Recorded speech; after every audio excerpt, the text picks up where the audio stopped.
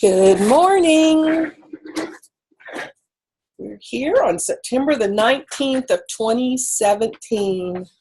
And the girls and I were just talking about how incredible these scriptures are today.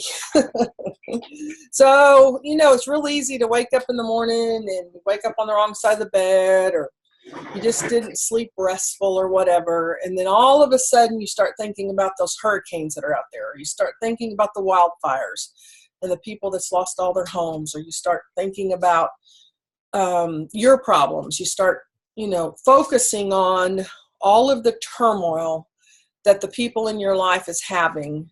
And you start focusing and giving attention to the negative things, and before you know it, there's a stronghold that's developed, and you don't even know it. It's below the surface. It's not a conscious thing, and it's just so easy to give in to that negativity and to just not even realize that you're focusing on the negative instead of the positive. And then you're faithful on a day when maybe you don't even feel like reading, but you open up the Word from your Father, and these are the things He says to you. September the 19th, 2017, Isaiah chapter 30, starting in verse 12. Therefore, thus says the Holy One of Israel, because you despise this word and trust in oppression and perverseness and rely on them, therefore this iniquity shall be to you like a breach in a high wall, bulging out.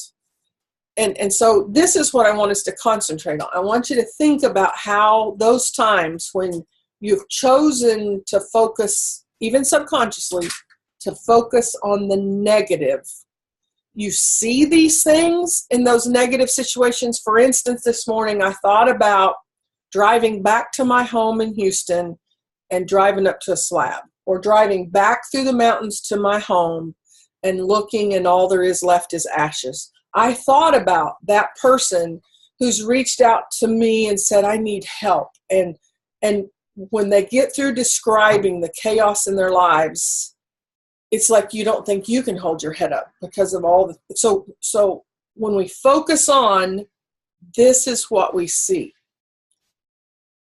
A high wall bulging out and about to collapse, whose breaking comes suddenly in an instant. You ever been to that point where you felt like the breaking was coming in an instant? Or the people that you're looking at, what you're focusing on, it's like it's suddenly in an instant going to break. And its breaking is like that of a potter's vessel. I can just see the pot falling off and shattering in 1,000 pieces. I saw that this morning when I saw this.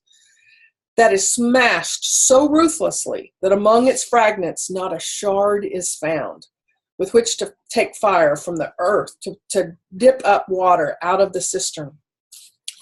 And then God speaks.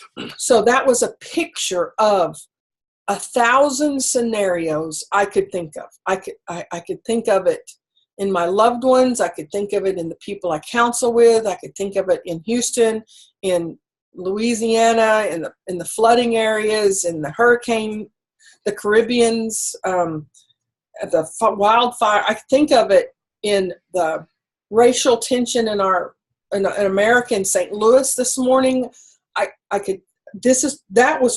Wow, what a perfect way to describe it. That person reaching out and saying, I need help. And then they describe this chaos, and it's just like a vessel's being dropped as they speak, and you're waiting for the shatter. It's almost like we get this little feeling of, oh, the worst is getting ready to happen. That sets in, and then God speaks. And thus said the Lord, the Holy One of Israel, in returning and rest, you will be saved. In returning to Him, He's saying, and in rest, you shall be saved. So what we want to do when we have that moment of, I'm helpless for Houston and the floods, I'm helpless for the Caribbeans and all that was in the path of all these hurricanes and the tornadoes, I'm helpless in the midst of these fires, I'm helpless in the midst of all of the chaos I focused on. And in my helplessness, all of a sudden the vision of that vessel falling, it's in midair, and you're anticipating the shattering of that vessel, and you want to reach and you want to grab it. And God says, return to me. He's telling us, get our eyes off that negativity. Get your eyes right back on him. Stop looking down for the fall and look back to him. And in our rest, in returning and rest, you shall be saved. In quietness and in trust shall be your strength. Oh, quietness and trust shall be your strength. But you were unwilling and you said no. See that? You're unwilling. He tells us what to do. He always tells us what to do. Cast our cares upon the Lord. Your yoke is easy. Your burden is light. He tells us what to do, but oh no, we got to rush in and catch the vessel. So we think we got to get on our horses and we got to run. Therefore you shall flee away, and we will ride upon swift steeds. Therefore your pursuers shall be swift. So the more we run, the more they chase us. The more we run, the more they chase us. 1,000 shall flee at the threat of one, at the threat of 5 you shall flee. I mean, we magnify. What he's doing is he's showing us how we magnify the negativity around us till you are left like a flagstaff at the top of a mountain, like a signal on a hill. Therefore, the Lord waits to be gracious unto you. Did you know that today the Lord's waiting on you? He's just waiting on you to return and to rest. Stop trying to fix your marriage. Stop trying to fix your problems. Stop trying to fix your finances. Stop trying to fix your kids, your loved ones. Houston, pray for them. Pray for them to return to me in rest. Therefore, the Lord waits to be gracious to you, and therefore he exalts himself to show mercy to you. For the Lord is a God of justice. Blessed are all. He doesn't leave anybody out. Blessed are all of those who wait for him.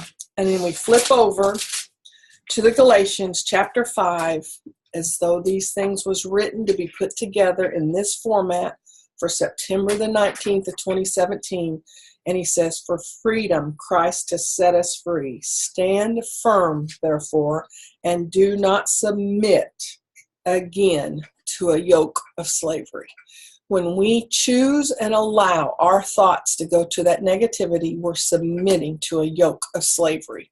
When we reach and think we have to be the ones that fixes the problems for everybody else, we're submitting to a yoke of slavery. It's impossible for us to fix everything that is broken in our own lives, let alone in all the lives of those around us. And he's telling us, rest and wait on me.